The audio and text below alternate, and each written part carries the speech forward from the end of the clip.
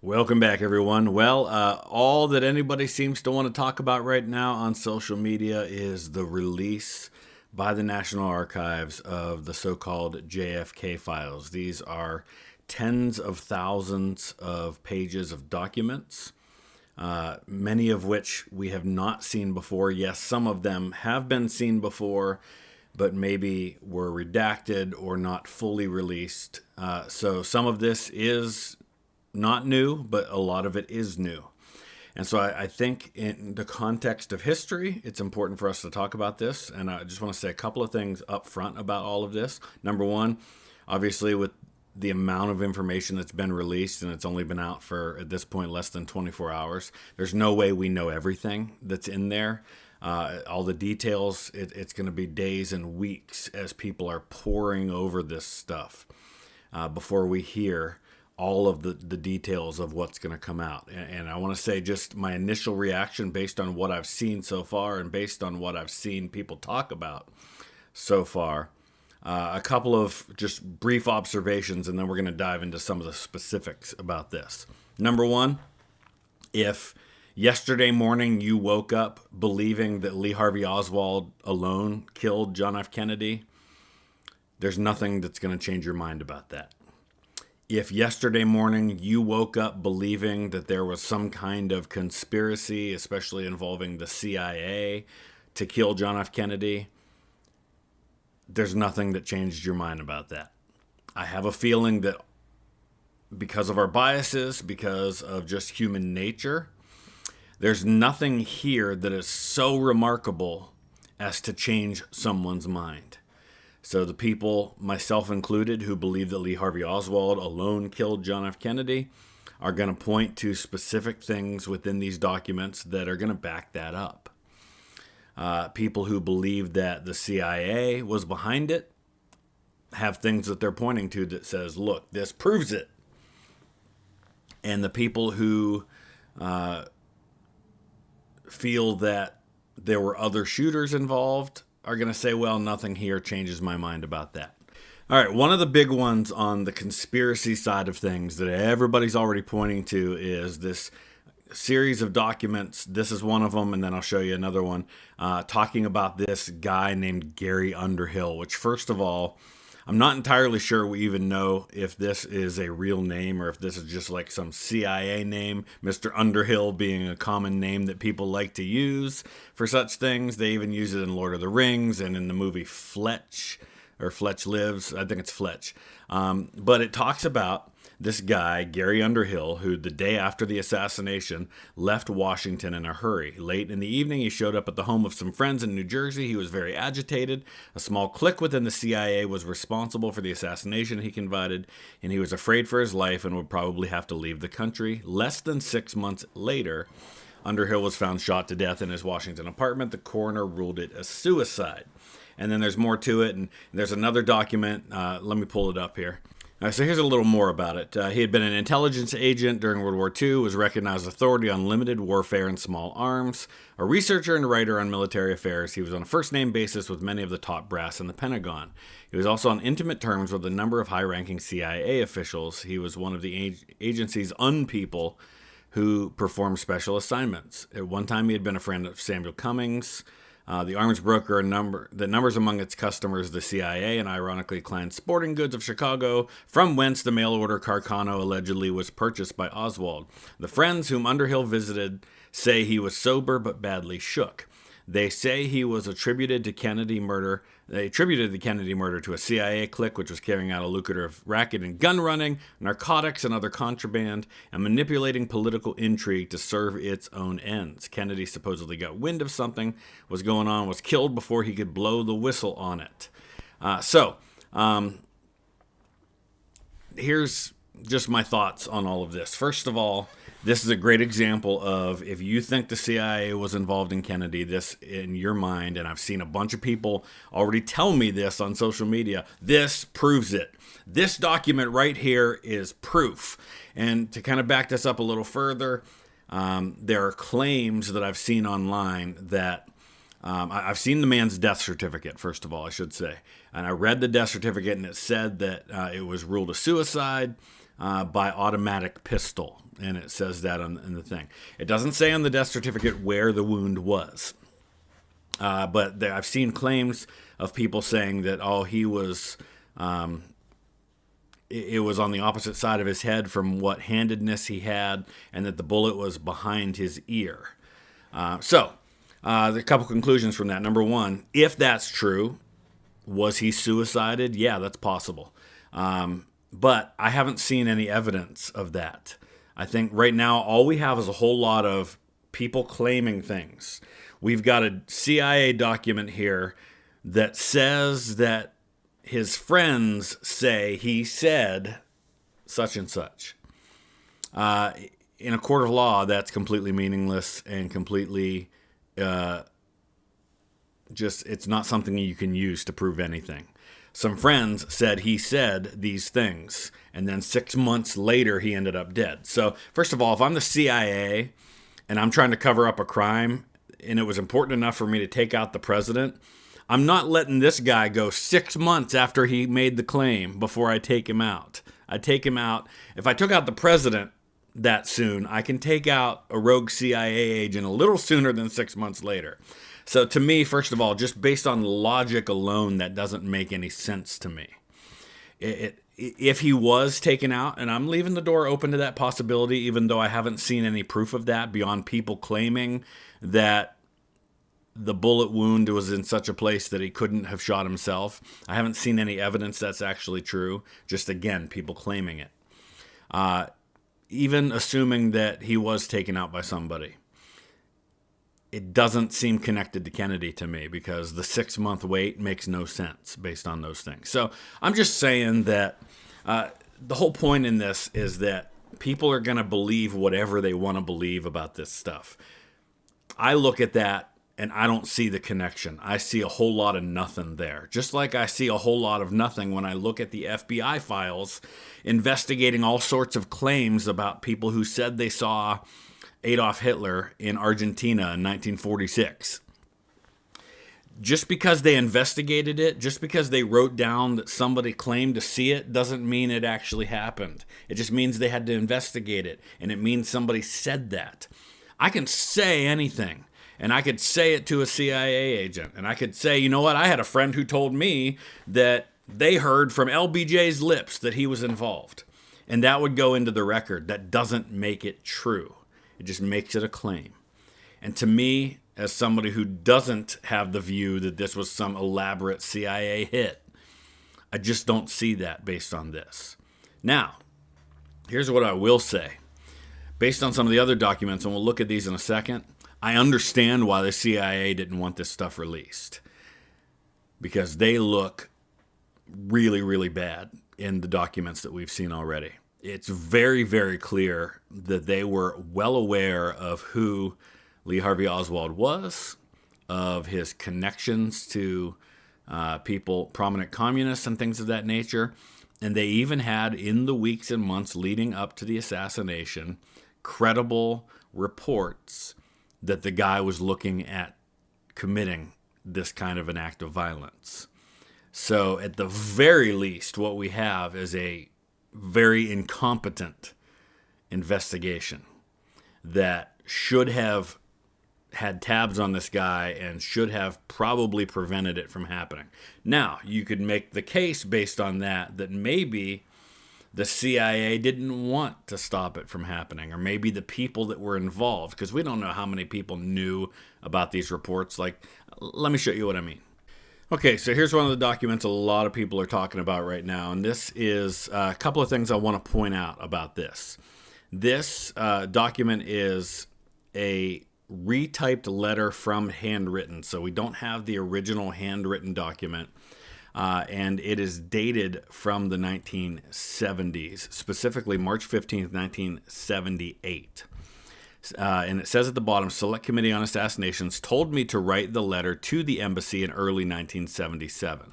So what we have here is a person reporting in the late 1970s about events that they say happened in the months leading up to Kennedy's assassination. So what we don't have here are documents from August of 1963 claiming these things. We have documents from 15 years after the assassination talking about events they say happened before the assassination. So keep that in mind. I'm not saying that makes it untrue. I'm just saying context. And what he says here is that a consul of the Soviet embassy gave this information to him, and it's a letter written to the Russian ambassador, and it's signed by this guy Sergei Sornano, who has a U.S. passport. And he says, Mr. Vasilev Consul gave me order to transmit this information to the U.S. government on August 9th, 1963 in Sofia, Bulgaria. These are kind of the channels through which things are being communicated. And he says that Mr. Lee Harvey Oswald on August 14th, 1963, this information was given. He will kill President Kennedy. He's an assassin. On August 15th, 1963 in Sofia, Bulgaria, at the airport in an embassy car, I told to Mr. Blackshear, American Vice Consul, that Mr. Lee Harvey Oswald is an assassin. Remember, Oswald spent some time in the Soviet Union, tried to defect to the Soviet Union, was a known communist sympathizer, passed out flyers and things like that in the United States about communism. Mr. Blackshear said, it seems like he will kill someone. I said that Mr. Lee H. Oswald is preparing to kill President of the United States, John F. Kennedy. Mr. Blackshear said, where will it happen? I said they, the right wing, will invite President, criticize him in the newspaper, then kill him. Mr. Blackshear told me he will give the telegram to Department of State, and he gave me the address where to report. And then it goes on to say, he says, I said Mr. Lee H. Oswald will be killed after kill Kennedy. Doctor, tell us who else get killed in this country. I said, as I heard, that Dr. Martin Luther King Jr. will be killed. Who will kill Dr. King Jr., Negro leader? I said, a man who was in prison at this time. James Earl Ray was in prison at this time. So to me, looking at this, it's all really suspect. We have a guy in the late 1970s saying that he had a conversation back in August of 1963 saying that Lee Harvey Oswald was going to kill John F. Kennedy, and that also James Earl Ray was going to kill Martin Luther King, which happened 5 years later. Again, if we had these documents that we could prove that they came from August of 1963, then we would have something. But what we have is somebody reporting about it 15 years later. Kind of like how we have friends saying they heard a guy say something 6 months before he took his own life or maybe didn't take his own life. All of these documents are saying to me is that people are making claims after the fact. I don't know. I just don't see anything here right now. Before we look at any of the other documents, a couple just real quick things I want to highlight. There are a lot of other things that are being shared on social media, and I want to caution everybody. When somebody shares something on social media and claims it to be true, look at who that person is who's sharing it, and look to see if there are any kind of reputable sources that are sharing it as well. Because you're going to find that a lot of the stuff that people are sharing out there has no basis in reality. It's just somebody shared it. And the nature of social media, people start resharing it, and pretty soon everybody thinks it came from somewhere reputable. A great example of what happened, of something like this that happened this week, was yesterday I saw all kinds of people on social media saying that Donald Trump says he wants to change the name of the District of Columbia to the District of America because Colombia is a country in South America. And as I was like, wow, really? I know Donald Trump says stuff like that, but did that really happen? And immediately I questioned it, and I think that there's a healthy level of skepticism we need to have today in the days of social media and the days of AI. And as I dug more into it, what I found was that the only proof anybody could offer seemed to be an AI audio claiming to be Trump saying that. Well, he didn't say it. There's no evidence he said it. But everybody believed it because they were sharing it on social media. And so if you see people sharing some claim related to these JFK files, have a healthy degree of skepticism unless you go directly to the National Archives website and see that file for yourself. A great example of this, there's a claim going on right now, including images, claiming that one of the documents released in all of this shows that JFK Jr., shortly before he died in a plane crash, called Joe Biden a traitor. Well, the truth of that story is that, and I think the implication was then that somebody offed JFK Jr. because of it. Well, the truth of the story is that the claim of Joe Biden being a traitor was made by someone anonymous, and it was proven that it was not JFK Jr.'s handwriting, and JFK Jr. had nothing to do with it. And so the idea that he did and then was subsequently killed to cover up the fact that he called a guy who would become president 30 years later a traitor is ridiculous. So those are the kinds of things you have to sift through in all of this. Another one is all these people that are posting images from the JFK files, highlighting all the times that Israel is mentioned as some kind of proof that Israel assassinated John F. Kennedy. These are people who just are starting with an anti-Israel bias for whatever reason, and are trying to make claims that just aren't there. There's nothing in these documents that in any way, shape, or form even implies that Israel had anything to do with the assassination of John F. Kennedy. All right, let's take a look at a couple more.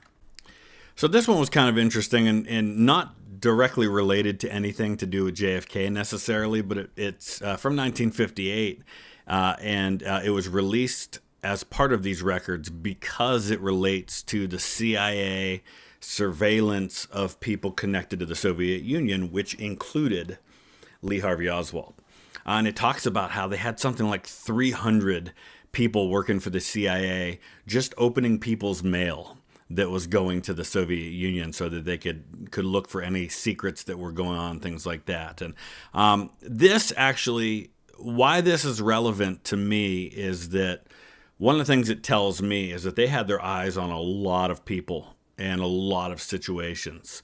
And it says here that they indexed 250,000 names related to this investigation.